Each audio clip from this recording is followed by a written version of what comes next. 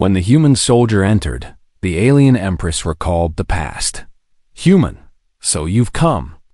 The war was over, and everyone knew it. Sergeant Yoon Ji-hoon walked through the broken palace doors with his rifle ready and his heart pounding in his chest. The massive gates had been blasted open hours ago by human artillery, and now they hung from their hinges like wounded animals.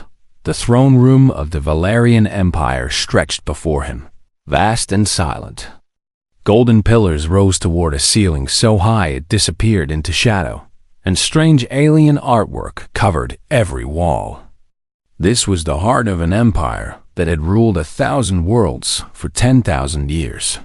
And now it was empty. Ji-hoon's boots echoed on the marble floor as he advanced. His squad was supposed to be with him, but they had encountered resistance in the lower levels. He had pushed ahead alone because command wanted confirmation that the Empress was still here. The intelligence reports said she had not fled with the others. Her council, her generals, her advisors, they had all run when the human forces broke through the final defensive line. But the Empress herself had stayed behind. Ji-hoon did not understand why anyone would stay to face certain death. He passed the bodies of Valerian royal guards. They fought to the last, these ones. Their purple blood stained the white marble, and their forearms still clutched their ceremonial weapons. Ji-hoon felt a moment of respect for them. They had died protecting their ruler. Even when all hope was gone, that was something a human could understand. He reached the center of the throne room and stopped there. She was Empress Selethera, sat upon the crystal throne, alone and unguarded. She was old, impossibly old by human standards, and her silver scales had faded to a pale gray. Her forearms rested on the armrests of her throne, and her ancient eyes watched Ji-hoon approach with an expression he could not reach. She did not move to attack. She did not call for guards. She simply watched him. As if she had been waiting for this moment for a very long time, Ji-hoon raised his rifle and aimed at her chest. This was the monster who had ordered the deaths of billions of humans. This was the tyrant whose empire had burned human colonies and enslaved human prisoners. For 30 years, humanity had bled and died fighting against her forces, and now he would end it. "Human," the Empress spoke, and her voice was tired and old and filled with something that sounded almost like relief. "So you have come?" Ji-hoon kept his rifle steady. "Empress Selethera of the Valerian Empire, by the authority of the United Human Coalition, you are under arrest for crimes against humanity and crimes against galactic peace." The Empress made a sound that might have been laughter.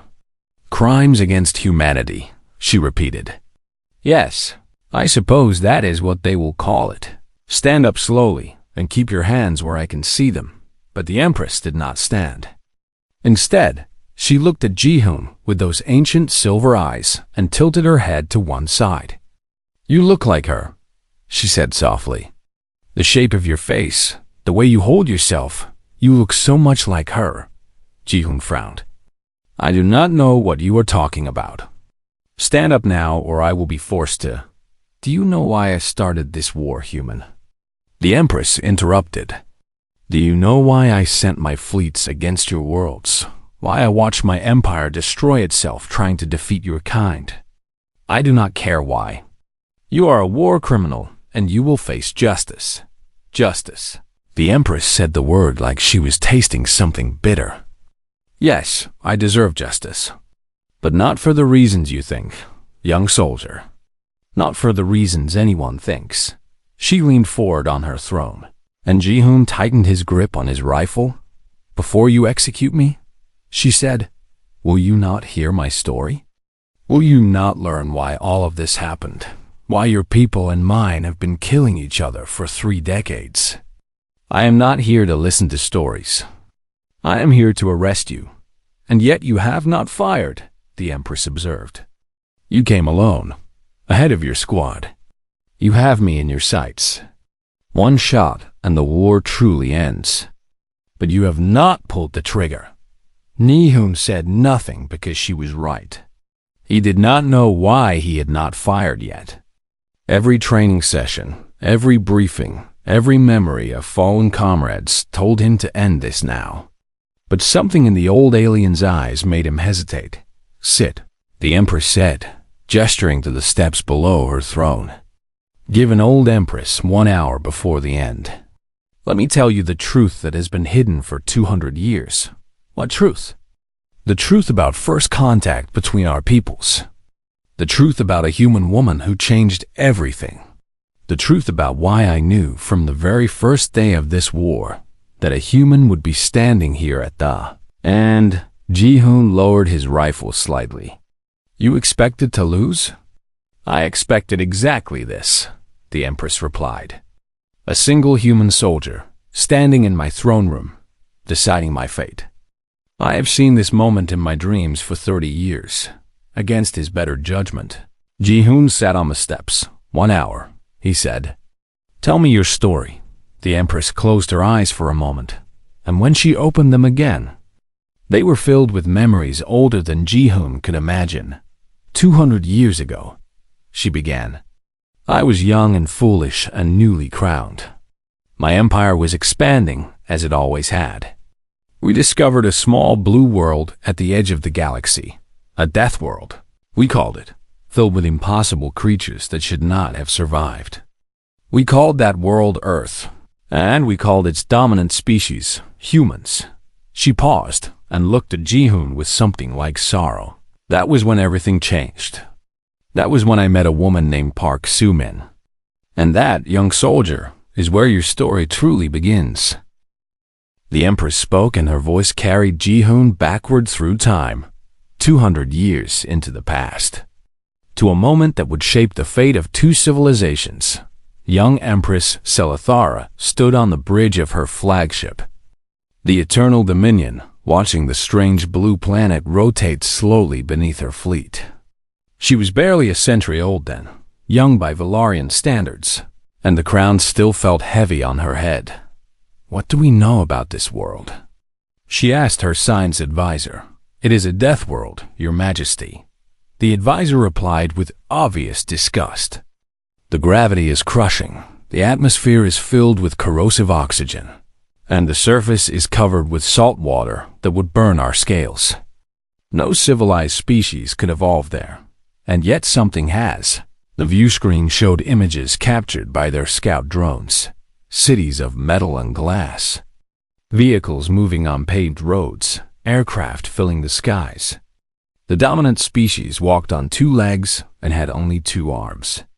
They were covered in soft skin instead of proper scales, and they seemed impossibly fragile. "They call themselves humans," the advisor continued. "They have primitive space travel, barely capable of reaching their nearest moon. They are no threat to the Empire." Selithara studied the images carefully. Something about these creatures fascinated her. They built their cities next to violent oceans and active volcanoes. They lived on a world that seemed designed to kill them, yet they thrived. "We detected one of their colony ships leaving their system," a military officer reported. "Should we intercept it for study?" Selithara considered this. The Valarian Empire had studied hundreds of primitive species over the millennia. It was standard procedure. "Capture them alive," she ordered. "I want to understand these Deathworlders." 3 days later, the human colony ship was brought into the Eternal Dominion's hangar bay. It was a primitive vessel, held together with metal bolts and desperate hope. Inside were 300 humans, men, women, and children bound for a distant star they would never reach. They, Valarian soldiers, dragged the humans from their ship and forced them to their knees. Selithara watched from an observation platform as her scientists began sorting the captives for study. Most of the humans reacted as expected. Some screamed and fought until they were subdued. Some went silent with shock.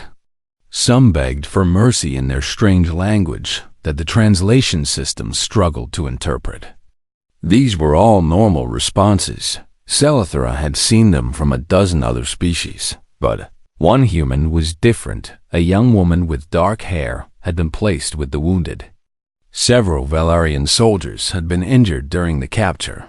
The humans had fought harder than anyone expected. and they lay on medical stretchers waiting for treatment. The human woman had somehow freed herself from her restraints and was moving among the wounded Valerians. Tending to their injury, Salithra could not believe what she was seeing. "What is that human doing?" she demanded. "She appears to be providing medical care to our soldiers." "Your Majesty," an officer replied, equally confused.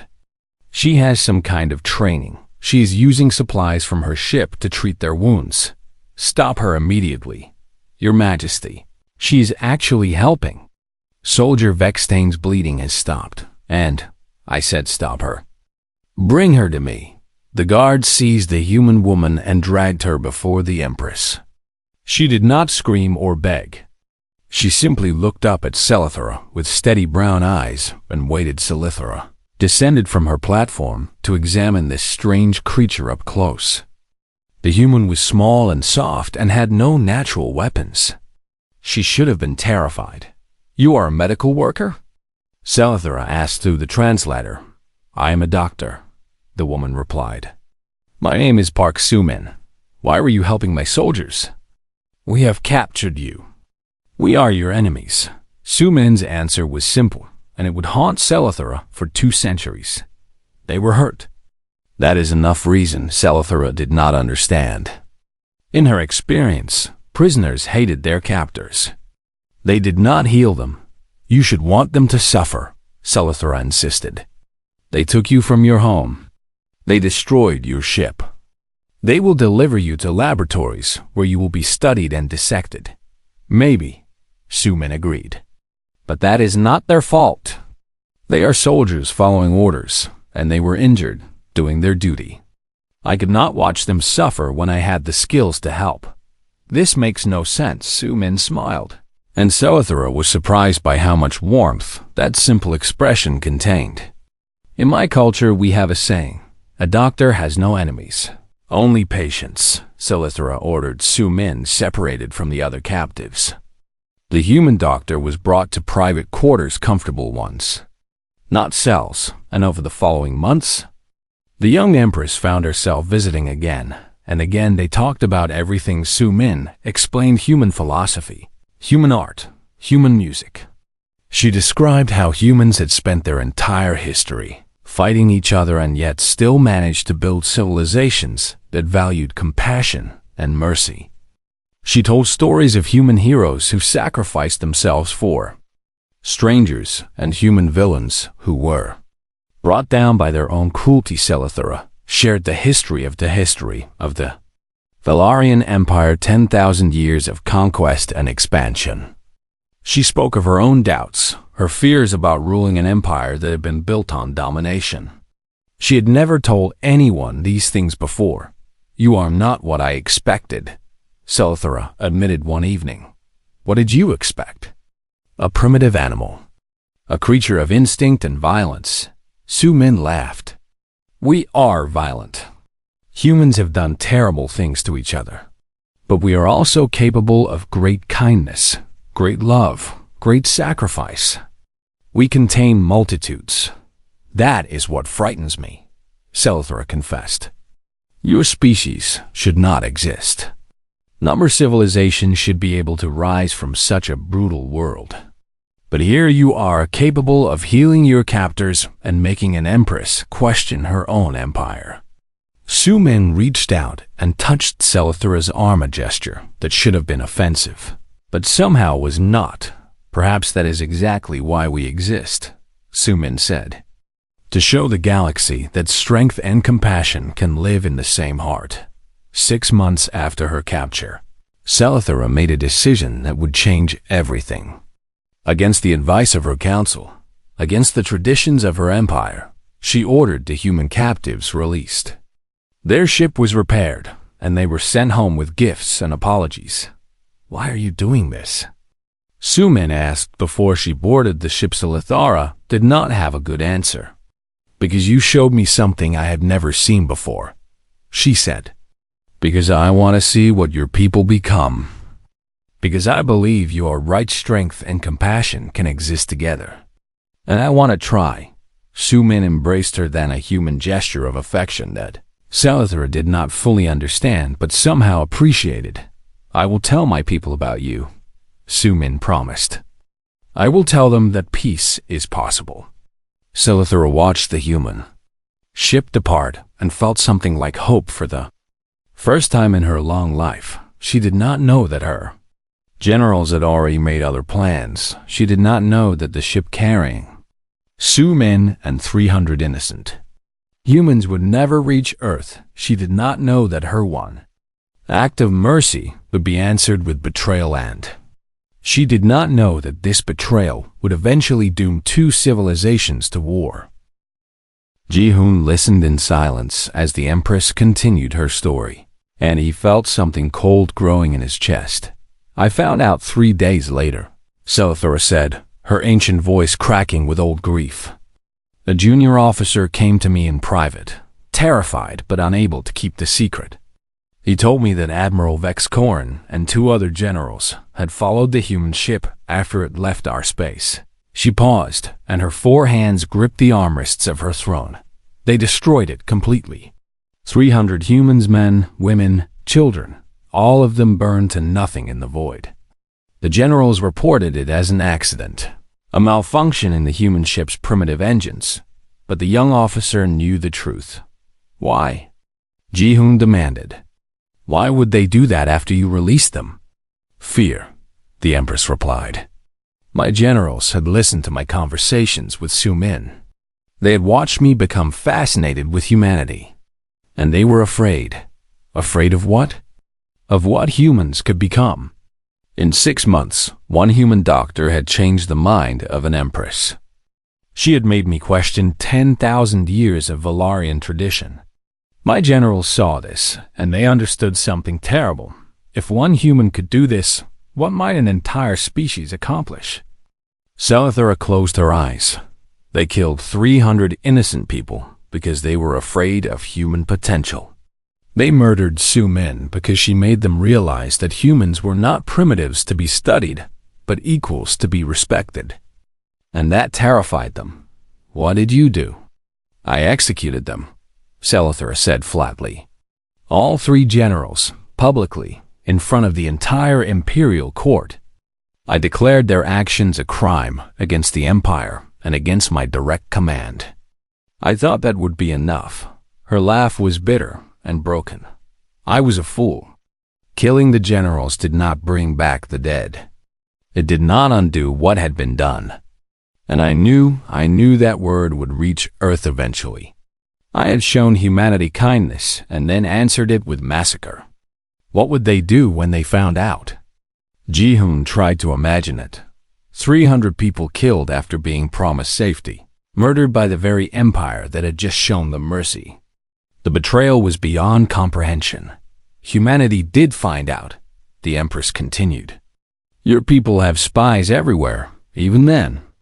A year after the massacre, a single human ship appeared at the edge of Valarian space. A warship? No, and that was what shocked me most. It was a diplomatic vessel, small and unarmed. It carried a single passenger, a young woman named Park Yeonji. Ji-hoon straightened. Park was not a common name in his family, but there were connections. Old stories passed down through generations. Su-min's daughter, Salithra confirmed. She was barely 20 years old, and she had crossed the galaxy alone to confront the Empress who had killed her mother. "How did she get through your defenses?" "I let her through. When my officers reported the ship, I recognized the name. I ordered them to escort her to my throne room. I owed her at least that much." The Empress's voice grew heavy with memory. Yenji stood exactly where you are standing now.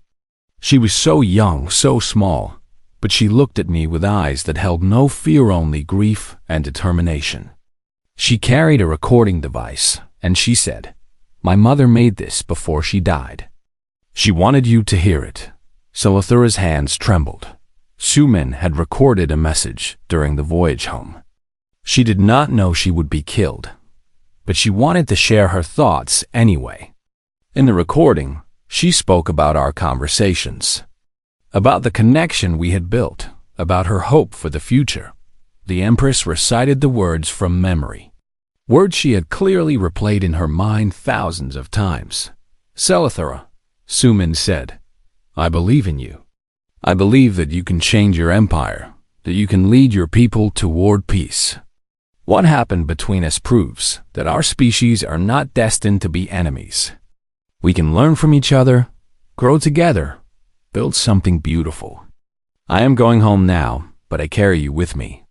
And I hope that someday humans and Valerians will meet again, not as captors and prisoners, but as friends. Silence filled the throne room. After the recording ended, Selithara continued. Yonji spoke her own words. She said, My mother believed in you. I do not. But I will give you one chance to prove her right. One chance, Empress. Do not waste it. What did you say? I made a promise. I swore on my crown, on my throne, on the blood of my ancestors, that the Valarian Empire would never harm humanity again. I told Yanji that her mother's death would haunt me forever, that no apology could ever be enough, but that I would spend the rest of my reign honoring Su Min's memory. And did you? For 150 years, I kept that promise. I ordered all Valarian ships to avoid human space. I prevented my council from expanding toward Earth. I shared technology through secret channels and protected human colony ships from pirates. Whenever my generals demanded action against your species, I refused. The Empress met Ji-hoon's eyes. For 150 years, there was peace between our peoples. Not friendship, not alliance, but peace. Humans and Valarians lived in their separate corners of the galaxy and did not kill each other. That was Su Min's gift to both our species. Then what happened? Ji-hoon asked. Why did the war start? Selithara's expression darkened. I grew old, human. I grew weak. And there were those in my empire who had never forgiven me for executing the generals, who had never accepted peace with humanity, who believed that your species was a threat that needed to be eliminated. She leaned back on her throne. 50 years ago, they came for me. Not to kill me. I was too valuable as a symbol, but to remove me from power. They poisoned me with something that destroyed my strength, but kept me alive. They locked me in my own palace and took control of my military. Her voice became a whisper. And then they started a war in my name, a war I never wanted. A war that betrayed everything Su Min believed in. A war that has killed billions on both sides. She looked at Ji-hoon with eyes full of ancient pain. For 30 years, I have watched my empire destroy itself, trying to defeat humanity. And for 30 years, I have known that this moment would come, that a human would stand before me at the end, demanding justice for crimes I did not commit but could not prevent. Ji-hoon's grip on his rifle had loosened without him noticing. You are telling me that you did not start this war? I am telling you the truth, the Empress replied. And now, Sergeant Yoon Ji-hoon, great-great-grandson of Park Su-min, you must decide what to do with it. Ji-hoon felt the ground shift beneath his feet. What did you just call me? Ji-hoon stared at the Empress with shock written across his face. Great-great-grandson of Park Su-min, he repeated. That is impossible. I would know if I was. Would you? Selithara interrupted. How much do you know about your family history, human? How much do your people remember about the early days of space exploration, about the colony ships that were lost, about the survivors who returned? Ji-hoon's mind raced. His grandmother had told him stories when he was young, stories about an ancestor who had traveled among the stars, who had met aliens and survived, who had changed history in ways that were never fully explained.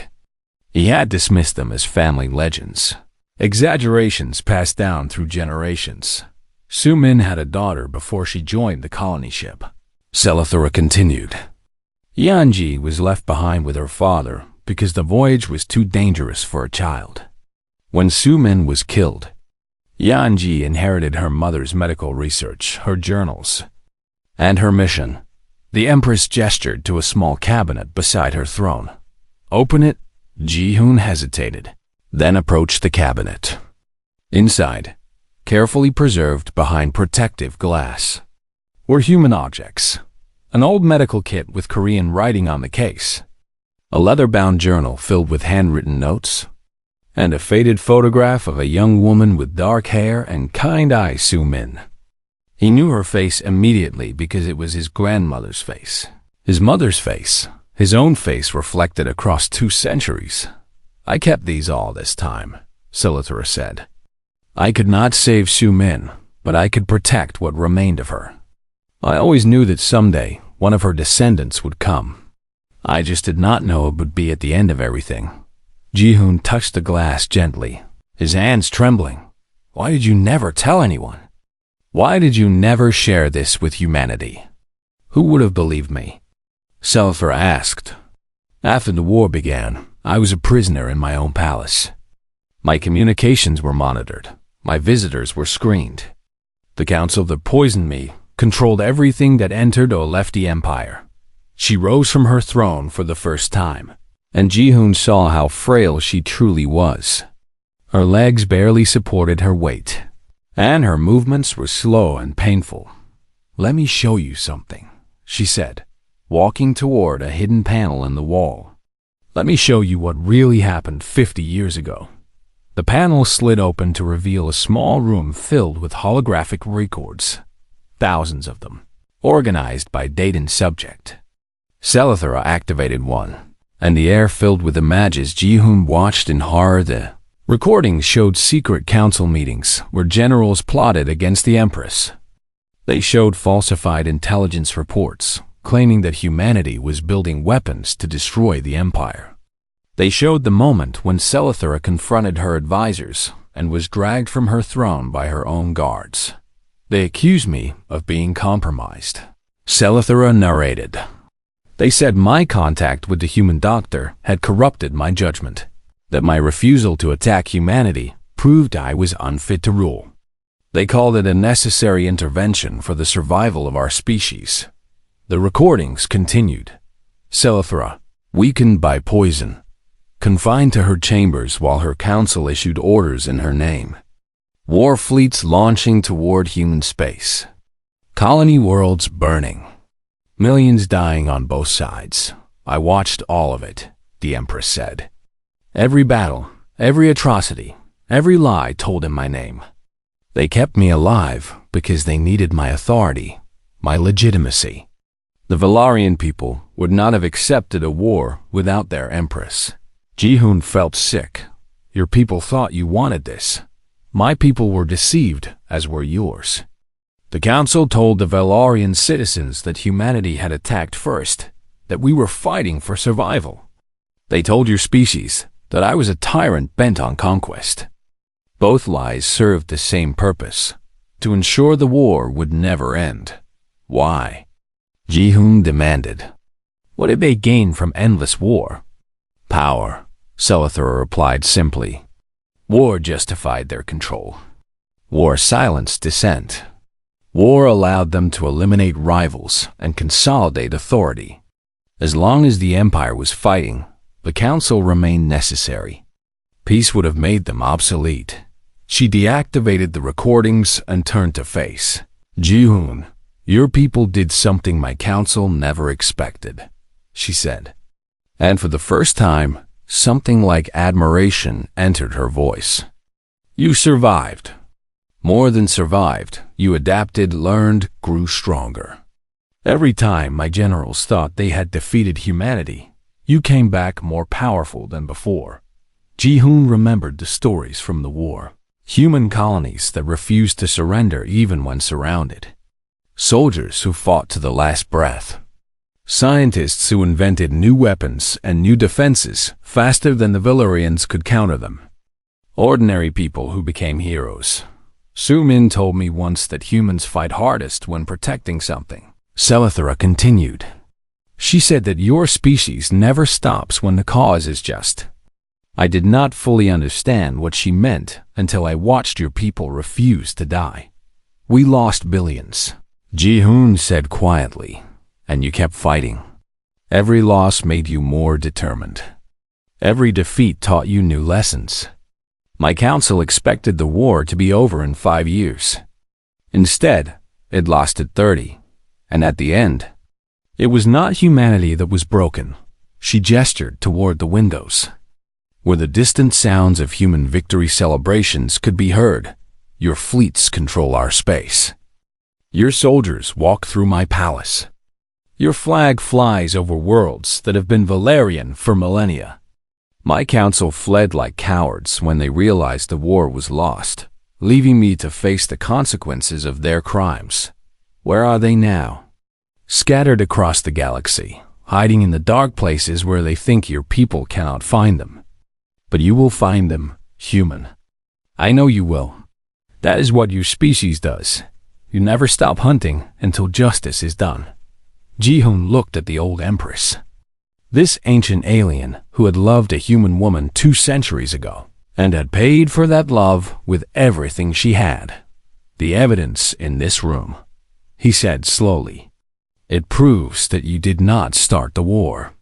It proves that you were a prisoner, not a tyrant. Yes, if I bring this evidence to my commanders, it changes everything. The war crimes trials, the punishment for Valerian leadership, all of it would have to be reconsidered.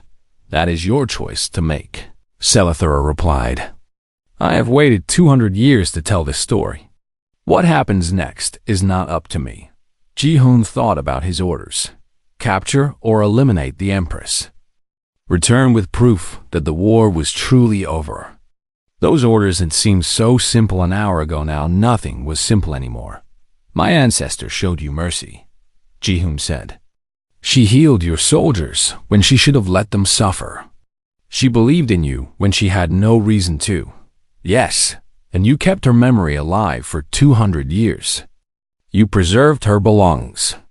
You honored her even when the war made it impossible to honor her openly. Su-min deserved to be remembered, Selethura said. She was the best of your species, and she showed me what humanity could be. Everything good that I have done in my long life, I did because of her. Ji-hoon made his decision. He lowered his rifle completely and reached for his communicator, Sergeant Yoon to command.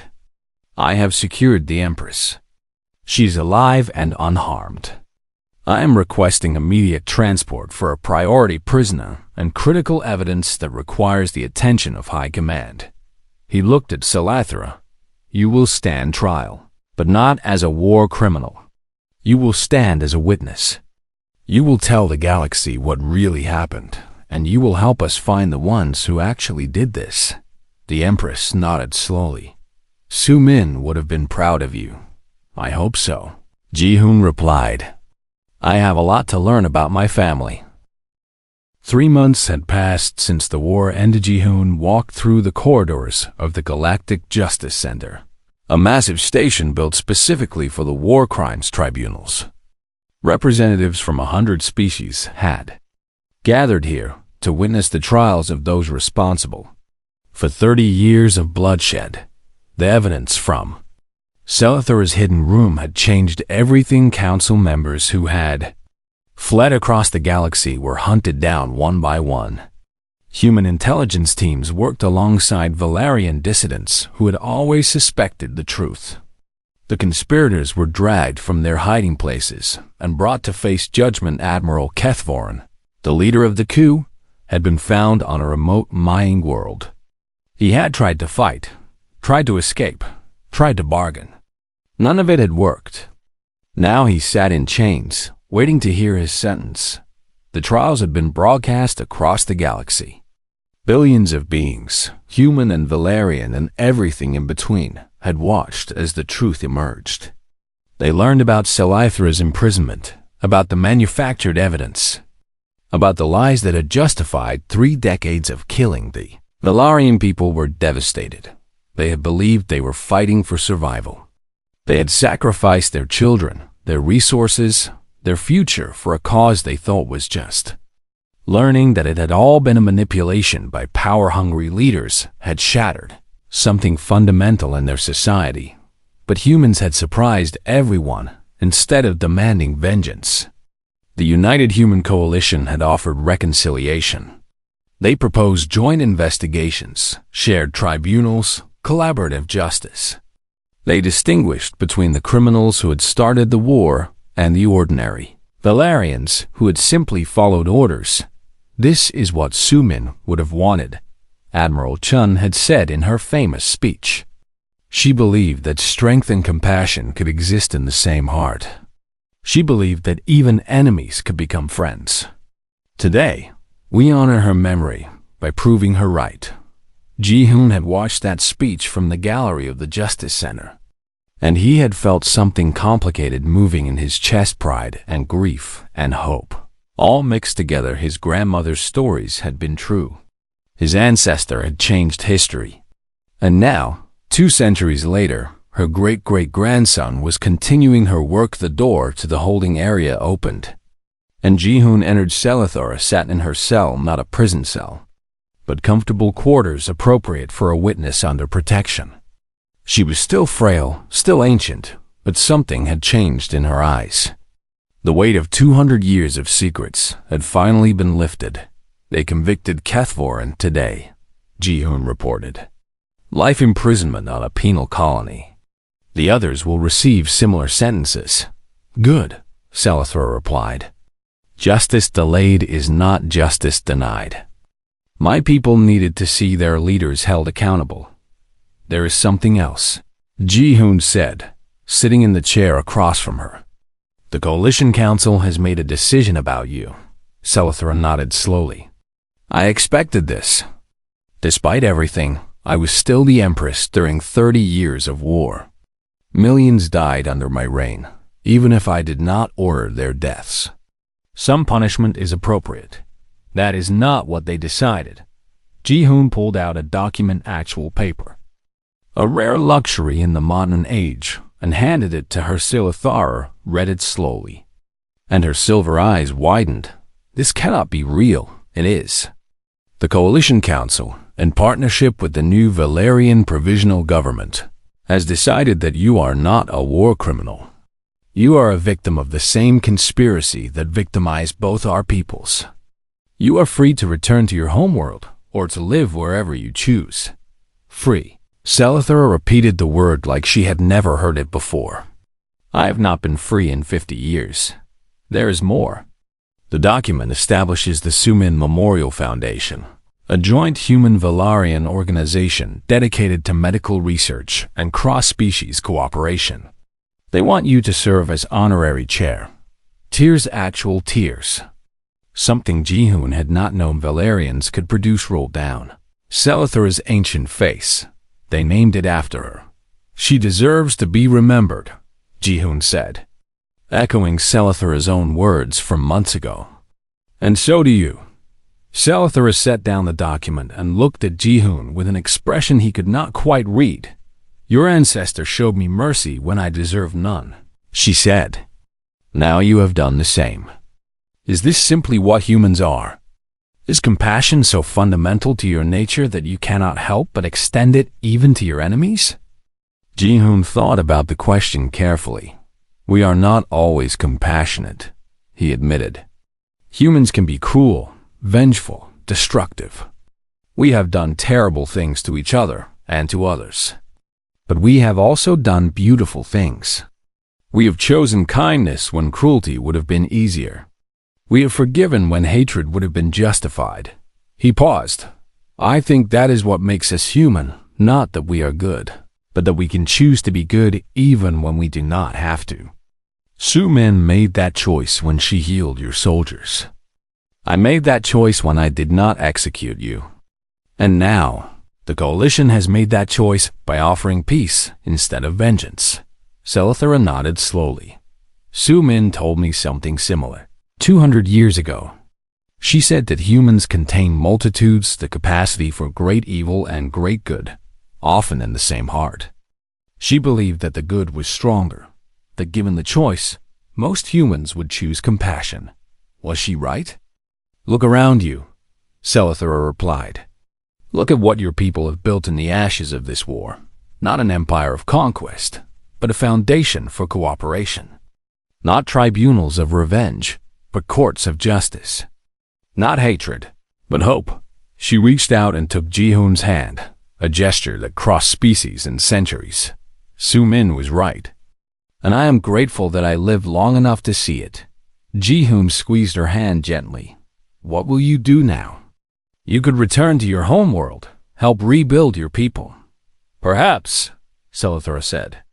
But first, I think I would like to visit Earth. I want to see the world that produced Su-min, the world that shaped your species into what you are. I want to understand how a death world created beings capable of such impossible compassion. I would be honored to accompany you, Ji-hoon offered. I could show you my grandmother's home, the places where my family grew up. You could see what Su-min's legacy became. I would like that very much. Ji-hoon stood and helped Silithra to her feet. Together, they walked toward the window that overlooked the stars, the same stars that had witnessed 2 centuries of history. From first contact to war to reconciliation. What do you think Su-min would say if she could see this? Ji-hoon Asked Silithra smiled, a human expression that looked strange on her alien face, but somehow fit perfectly. I think she would say that she always knew this was possible. She believed in peace between our peoples before anyone else did. She believed in me when I did not believe in myself. And she believed in humanity when the galaxy saw only primitives from a death world. The Empress looked at Ji-hoon with eyes that held 200 years of memory, but mostly, I think she would be proud of her daughter, who faced an Empress with courage. Proud of her descendants, who carried her compassion across generations. And proud of her species, who proved that strength and kindness can live in the same heart. Ji-hoon felt something warm spreading through his chest. Humans, he said softly. Echoing words he did not remember hearing. Even when we have every right to hate, we choose to remember the good. Silithra nodded. That is why you won. Not because you were stronger, or smarter, or more numerous. You won because you understood something my empire never did. That true power is not the ability to destroy, but the ability to heal. The ability to forgive. The ability to build something better from the ruins of something terrible. She turned to face the stars one last time. Su-min showed me that truth 200 years ago. And today, her great-great-grandson has shown it to the galaxy. Ji-hoon offered his arm. And Silithra took it together. They walked toward the future human and alien. Once enemies, now something closer to family. Behind them lay 30 years of war and 200 years of secrets. Ahead of them lay possibilities that neither species could have imagined alone. The war was over. The real work was just beginning.